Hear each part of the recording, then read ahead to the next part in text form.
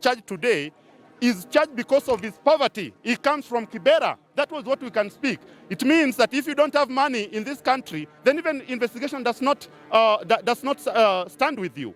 That is what we want to. Tiende Omondi, appearing in this matter for the first respondent, who is Alan Ochieng, also known as Hyper Ballo. The reason why we are speaking today is that you've seen the sham that has been done in this court. Because remember when we were here on 25th, we had seen what they had already done. There has been a social media campaign raised by the other respondents and the police at large.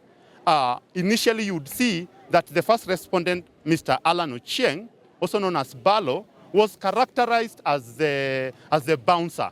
Therefore, at that particular time when we saw that, we raised an issue that when you characterize an hyper as a bouncer, then definitely you've already skewed the investigation that you do. It is also important to note that criminal justice system does not begin in court. Many people only come to court to cleanse those who are culpable. First of all, let me say that I'm very sorry for the family of the late, is called who? The officer? The family of the late, that he met his life untimely, but we are afraid that he will never get justice. Because what you are seeing today is already a sham. You are being treated to a sham as a nation, whereby you would see that those who would help the family of the late to get their right and justice are already released and have already been turned to be the state witnesses. Therefore, we are afraid that when you talk of public interest, it does not mean that you arrest anyone and then you treat the public with a sham, and then you release some people and you look for. First of all, it is important to note that one who has been charged today is charged because of his poverty. He comes from Kibera. That was what we can speak. It means that if you don't have money in this country, then even investigation does not stand with you. That is what we want to raise. And with that, I would let the other counsel also to speak before I invite our senior. Now, ladies and gentlemen, thank you so much for this moment. We wish to reiterate this position as the team for the representation of the first respondent. My name is Ms. Angano, appearing alongside my senior here. But what we would want to say is that we put it on record for the entire country, for the entire justice system, that the letter and spirit of the Constitution under Article 49 should be adhered to everyone. And the framers of our Constitution did not arrive to this decision and to this article for specified person. Our client, who has now been left in the course of this justice system, has been put in that situation because of so many factors, which we'll probably dealt with them later. But what we really want to put across in this moment is that we need to adhere to the letter and spirit of the Constitution. Let us not be swayed by the matter of public opinion and public interest. Let us push the Constitution to the core, and whatever is the outcome of this situation is that we are going to push and to make sure that we serve justice, not just to our client and to the victim situation, but for the rest of the country, so that each and every one of us can be able to know that whenever you have an issue, you are being put across to the proper justice system. My senior has reiterated that the criminal procedure is not just the court situation. The criminal procedure starts with the complaint, then there's the most important investigation point that the police, the DCI, and all the required entity are supposed to adhere to, so that they can be able to come out with an investigation that can be able to be put across court, so that this person can put the defense and be able to be charged, and each and every one of us will look at it from the face of it, that indeed this person was gone through the criminal justice system. But if the process has been flawed, me and you know that we cannot say that the decision that will be achieved at, or rather reached at, once a flawed system has been occurred, can be good.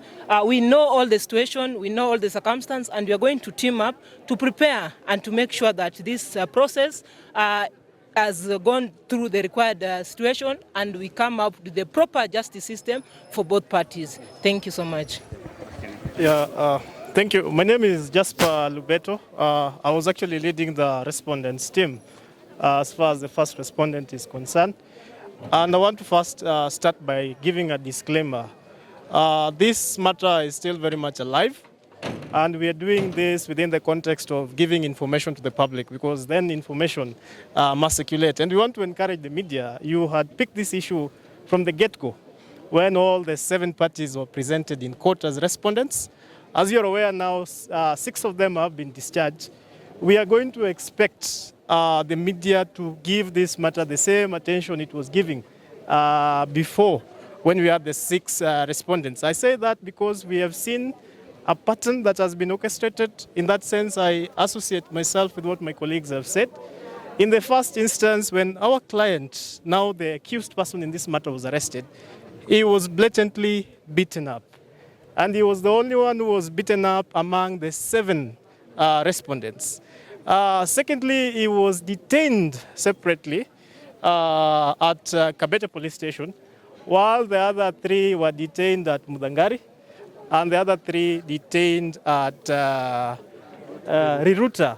So we already saw that there was a common thread to isolate our client, the accused person in this matter, and place the blame and the responsibility on it. And you can see also, it was also circulated around that he was a bouncer.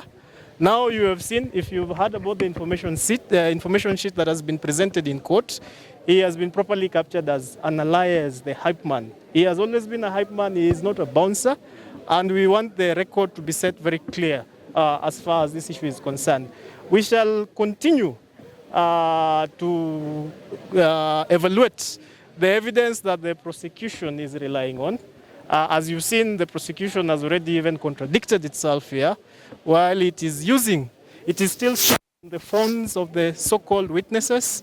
It is still sticking on the vehicle belonging to the so-called witnesses, and at the same time, alleging that these are state witnesses.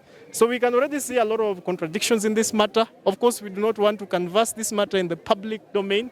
We respect the process. Shortly, we are going to rush before the High Court, Superior Court in Kiambu, where our client will be arraigned as far as the matter, the plea taking is concerned. And we shall continue to ensure that we address the issues on a particular way. But we have confidence in the judicial system. We are aware that ultimately due process will be followed and our client will receive justice that he so deserves. So thank you very much, and we will continue to engage. I don't know if our family members wanted to speak. Yes. We are here as kin of the Naitwa May.